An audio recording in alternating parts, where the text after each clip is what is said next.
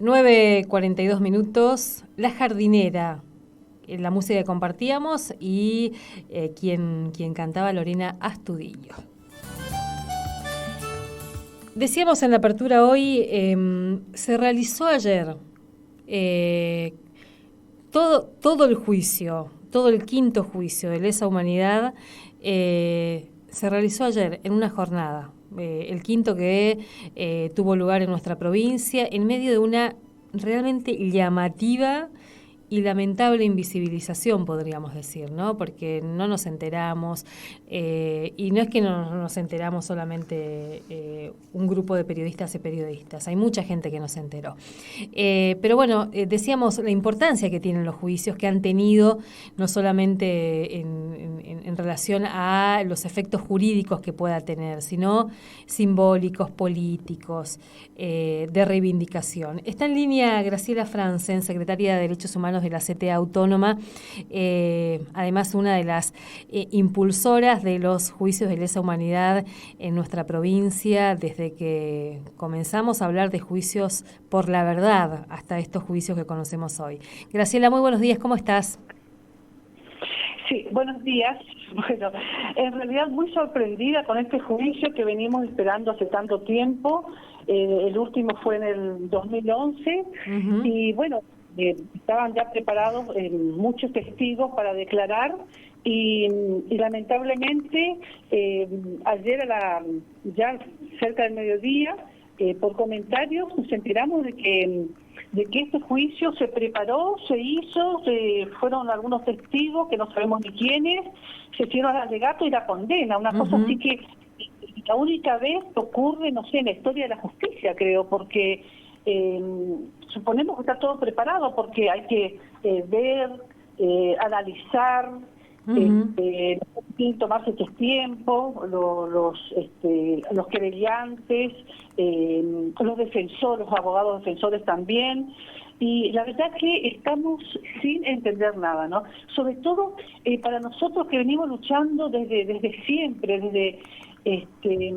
desde que estábamos en el exilio denunciando todo el horror que estamos pasando acá en la dictadura. Cuando volvimos, lo primero que hicimos fue iniciar los juicios acá en la provincia de Misiones, los juicios en todo el país. Bueno, sabemos el juicio de las juntas que se hizo. Es toda una lucha de los organismos de derechos humanos, de los sobrevivientes, de los familiares. Y tuvimos una pelea muy grande con las leyes de impunidad, punto final, obediencia de vida, el indulto, y todavía seguimos, porque a la fuerza estamos arrancando algo de justicia. Pasaron ya tantos años de democracia y estamos recién en el cuarto juicio donde fueron juzgados un puñado de responsables de genocidio, ¿sí? Los grupos de tareas de todas las fuerzas conjuntas de fuerzas de seguridad, fuerzas armadas, absolutamente todos han participado en los grupos de tareas y hemos denunciado. Yo me acuerdo que ya en enero del año 1984, a un mes de la democracia, yo ya denuncié a 15 represores junto con la comisión que teníamos en ese momento, de los cuales la mayoría sigue libre, sigue caminando por las calles, y hoy no es pasado, es presente, porque nosotros fuimos reprimidos, perseguidos, asesinados, torturados, desaparecidos por ser militantes populares. Hoy la misma policía, las mismas fuerzas de seguridad que torturaron, que hicieron genocidio, siguen persiguiendo a los jóvenes hoy, por ser jóvenes, pobres. Entonces, no es pasado, esto es presente. Además pensaba, Graciela, decíamos, toda la dimensión jurídica que es importante, porque bueno, poder inscribir los crímenes de la dictadura como crímenes de lesa humanidad, poder juzgar, porque hay delitos continuados, estamos hablando de 30.000 desaparecidos todavía, estamos hablando de niños y niñas que hoy son jóvenes, casi adultos, apropiados, es decir, más allá de los efectos jurídicos, también había toda una apuesta y hay toda una apuesta para la visibilización y para que la comunidad se pueda involucrar en estos juicios, que aún en pandemia vimos, se buscaron las formas, digamos, ¿no? Se transmitían en vivo, había toda una militancia para contar los juicios, que acá llama poderosamente la atención que casi nadie se enteró. Claro, a nosotros nos duele mucho porque justamente esa misma metodología del silencio, de hacer a escondida, usaron justamente los genocidas. Ellos secuestraban en silencio, de noche, en los peores horarios, torturaban, asesinaban, desaparecían en el silencio. Y ese mismo silencio vimos ahora que ha tenido la justicia y bueno, y vemos por lo que nos van llegando en los medios Facebook y algo así, que estaba involucrada la Secretaría de Derechos Humanos del Ministerio de Derechos Humanos de la provincia. ¿Cómo no avisar cuando tenemos varias comisiones de expresos políticos, comisiones de familiares, de sobrevivientes, tanto de acá como del país? Tenemos acá el representante de los expresos políticos, el presidente de la Comisión Nacional de Expresos Políticos acá en Misiones, y tampoco fue avisado. Pero lo peor de todo es que no fueron avisados la mayoría de los testigos. Tenían que ser, cuando se inició este juicio, fueron 42 testigos, de los cuales 21 tienen que llegar ahora. ¿Y qué pasó con nosotros? Ni siquiera sabemos cuántos declararon, quiénes declararon. Y es una lucha de mucho tiempo, de mucha gente. Nosotros hemos puesto nuestros vehículos particulares, nuestro tiempo, dejar a la familia, dedicar fines de semana a buscar los testigos, a prepararlos, a contenerlos sobre todo, porque recordar este horror cuesta demasiado, duele demasiado. Es revivir. ¿Qué significa? Volver a vivir, volver a sentir ese horror que significó los golpes, la picana, y no olvidemos que en la cárcel de Candelaria, estos dos represores que eran los responsables de los grupos de tareas ahí adentro, asesinaron a un compañero, a Julio Benítez, dirigente del Movimiento Agrario Misionero, exiliado paraguayo, que vino a trabajar acá en nuestras chacras en Bonplan, murió en la tortura, en los brazos de Enrique Pechá, que él decía: no se olviden de mí, acuérdense cuando puedan conseguir algo de justicia, ¿no? O sea que hubo un asesinato dentro de la cárcel.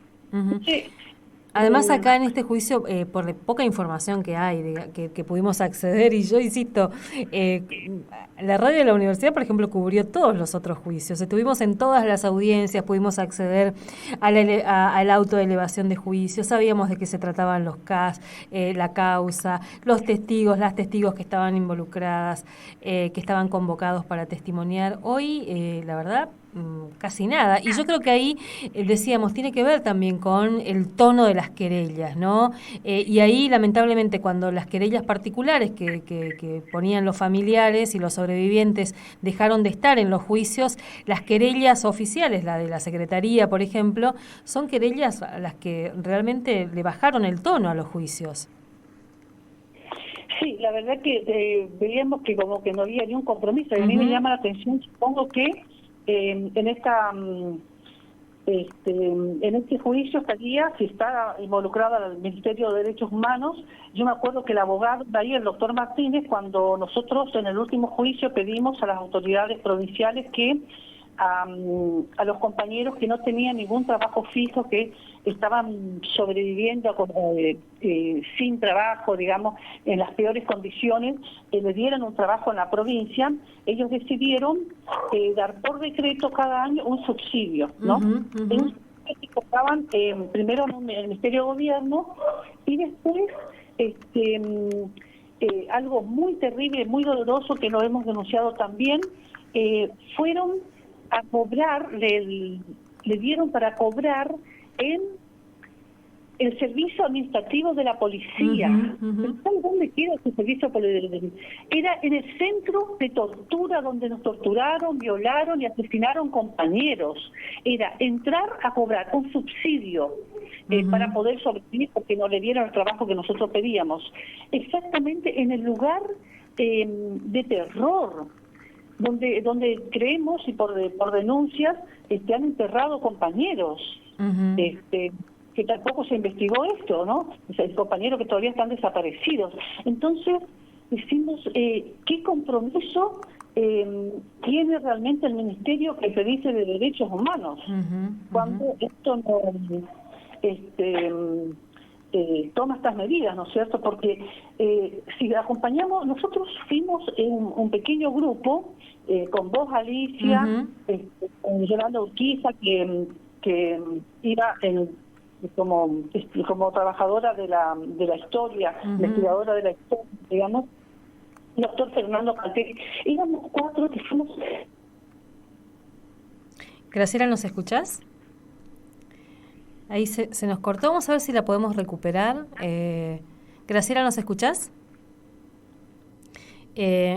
Graciela hablaba, bueno, decíamos, los 4 juicios que hemos podido compartir aquí en la radio de la universidad que comenzó allá por el 2008, con la presencia de familiares. El primero fue el juicio que investigó la desaparición y muerte, el secuestro, desaparición y muerte del ingeniero Alfredo González, con presencia de familiares. Allí todavía estaba viva la mamá del ingeniero Alfredo González, que una de las cosas que nos decía Meli González, la hermana del ingeniero, que era querellante en la causa, que la mamá estaba esperando ese juicio porque tenía la esperanza de que allí le pudieran decir dónde estaban los restos de su hijo, ¿no?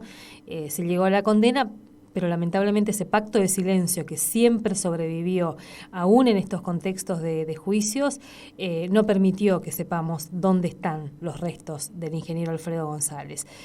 Pero ahí se condenó a Humberto Cajiano Tedesco, que era jefe del área 232, y se comenzó ese proceso de juzgamiento de crímenes de lesa humanidad que pudo ir aportando no solamente información, pudieron ir reconstruyendo esa historia reciente a partir de los testimonios de sobrevivientes, de la información que se fue aportando, de la documentación que se fue aportando. Y hay que decirlo, y lo repetimos con total honestidad intelectual, nada de eso hubiera sido posible sin las querellas particulares. Porque las querellas oficiales lo único que hicieron fue acompañar, en algunos casos cuando ya estaban dadas las condiciones, por ahí facilitaban algún pasaje para testigos, que en algunos casos los testigos, pasajes y entre comillas, protección, que muchos de los testigos decían, yo no quiero que la policía sea parte de la protección, y después no, después si no había interés, incentivo, trabajo de las querellas particulares, las causas no avanzaban. Sí estaban todo las secretarías y demás, venían para las fotos, para cuando declaraba el funcionario, la funcionaria de turno y demás. Pero después quedaban los testigos víctimas en soledad absoluta, y esto que decía Graciela, que estaba planteando y que se cortó, por lo general éramos 4 o 5 escuchando los testimonios durante todo el juicio. Pero bueno, ayer cuando empezábamos a enterarnos un poco y a averiguar también algunos de los testigos que fueron convocados y que estaban esperando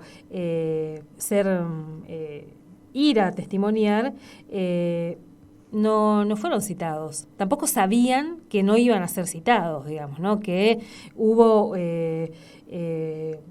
como un desistimiento de parte de, no sabemos si de la querella, no sabemos si de la fiscalía y en acuerdo con la querella, no sabemos.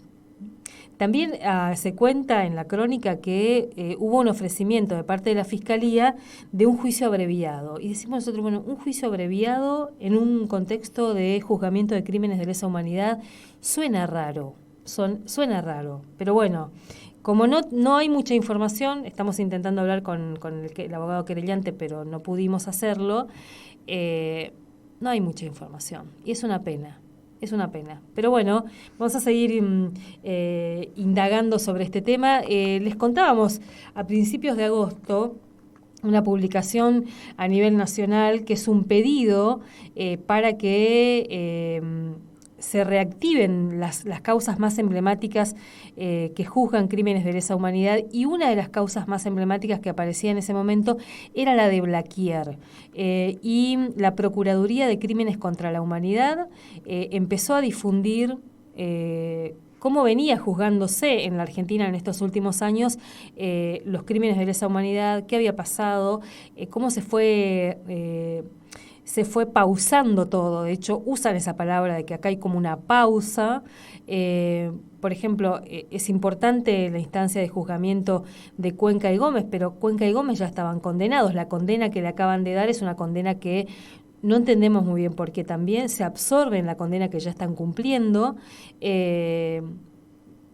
pero no se avanzó con el resto de las patotas que intervinieron en los secuestros, en las torturas, de los distintos centros clandestinos de detención que operaron, que funcionaron en nuestra provincia. Por ejemplo, el otro día decíamos, todas las personas que fueron detenidas en la zona norte de la provincia y que terminaron en Gendarmería de El Dorado. No hay una sola causa que investigue la responsabilidad de esa fuerza y hay muchos testigos. La otra vez hablábamos de la historia del padre del sacerdote José Cherepac, y él contaba en un relato que, bueno, cuando lo detienen, como quienes detenían a todos los de la zona norte, iban a parar a Gendarmería del Dorado. No hay una sola causa que investigue Gendarmería. Como no hay una sola causa que avance hacia la responsabilidad civil, empresarial. El último juicio, cuando empezó a describir la responsabilidad de una yerbatera en la provincia, se terminaron los juicios, no hubo más, no avanzó ahí. Y un testigo dijo claramente, el cuerpo de Pedro Pechac, en un baúl vinieron y le mostraron a tal empresario acá en Oberá. Y ahí lo escucharon y no pasó más nada. Entonces, y ayer, entre las otras cosas, ahí estábamos intentando retomar, pero tenemos un problema con la línea, así que ya vamos a tener tiempo de hablar en detalle con Graciela también.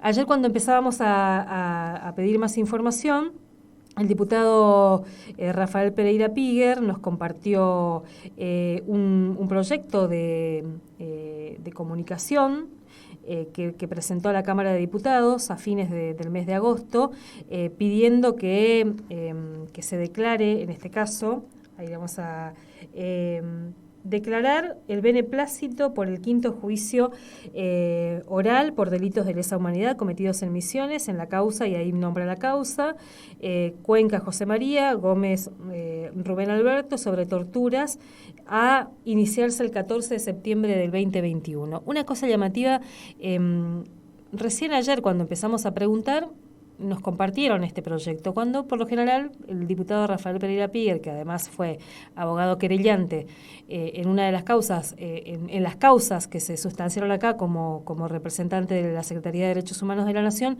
suele compartir sus iniciativas legislativas. Bueno, esta no se compartió. Y tiene fecha de ingreso fines 31 de agosto de este año. No se difundió, no se compartió. Tampoco accedimos, como en otros momentos, a el listado de testigos. ¿Cuál es el criterio para excluir los testigos? Si eso hubo un acuerdo con él. Nada. Pero bueno, quinto juicio de lesa humanidad en nuestra provincia duró un día. Y en la invisibilidad que siempre decimos, y lo decía Graciela también, el silencio es funcional a la impunidad. Pero bueno, ahí fue.